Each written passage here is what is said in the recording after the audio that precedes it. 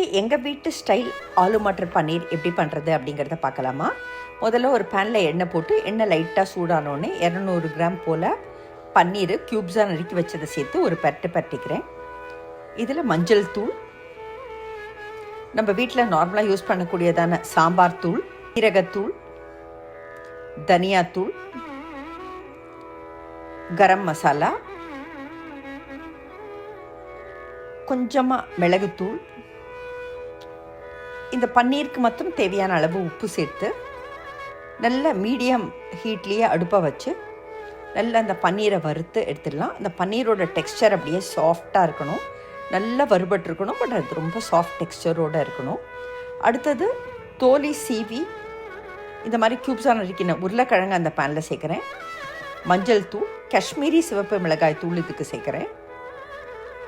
Again தனியாத்தூள், சீரகத்தூள் சேர்த்து உப்பு சேர்த்து அதை தனியாக வறுத்து எடுத்து வச்சுக்கிறேன். அதே பேன்லேயே கொஞ்சம் எண்ணெய் போட்டு அதில் மஞ்சள் தூள், இது நல்ல சிவப்பு மிளகாய் தூள், அதாவது பிடாய் சிவப்பு மிளகாய் தூள், தனியாத்தூள், சீரகத்தூள், கரம் மசாலா, கருவேப்பிலை பொடி, இது ஒரு தனி வாசனையை கொடுக்கும். கொஞ்சமாக ஒயிட் பெப்பர் பவுடர், அதாவது வெள்ளை மிளகுத்தூள், கசூரி மேத்தி அப்படிங்கிற காய்ந்த மெந்தியக்கீரை இலைகளை க்ரஷ் பண்ணி சேர்க்குறேன். ஒரு பிரிஞ்சியலை சேர்த்து நல்ல ஃப்ளேவரிங் த ஆயில் அப்படின்னு சொல்லுவோம் இல்லையா, அந்த மாதிரி நல்ல அந்த பொடிகளை அதில் வறுத்து எடுத்துக்கிறேன். அதுக்கப்புறம் இஞ்சி பூண்டு விழுது சேர்த்துருக்கேன். வெங்காயத்தை நான் சும்மா மைக்ரோவேவில் ஒரு 2 நிமிஷம் வச்சு அதை பிளெண்டரில் போட்டு பியூரியாக சேர்க்குறேன். வெங்காயத்தை எப்படி மைக்ரோவேவில் வச்சு வதக்கி எடுக்கலாம் அப்படிங்கிற எங்களோட வீடியோ போட்டிருக்கோம், நீங்கள் பார்க்கலன்னா போய் பாருங்கள். தக்காளியை ஜஸ்ட்டு தோலி எடுத்து பிளான்ச் பண்ணி வச்சுருக்கேன், அதையும் பியூரியாக சேர்க்குறேன்.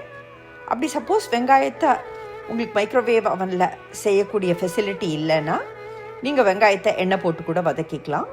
நல்ல கிரேவி வதங்கி வரைச்சி தோல் உரித்ததான ஃப்ரெஷ் பச்சை பட்டாணி சேர்க்குறேன்.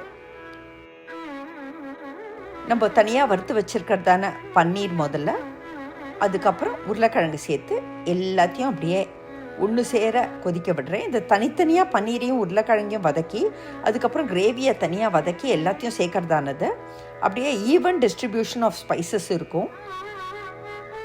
பொடியாக அரிஞ்ச கொத்தமல்லி தழைகளை தூவி எடுத்தாக்க எங்கள் வீட்டு ஆலு மட்டர் பன்னீர் தயார்.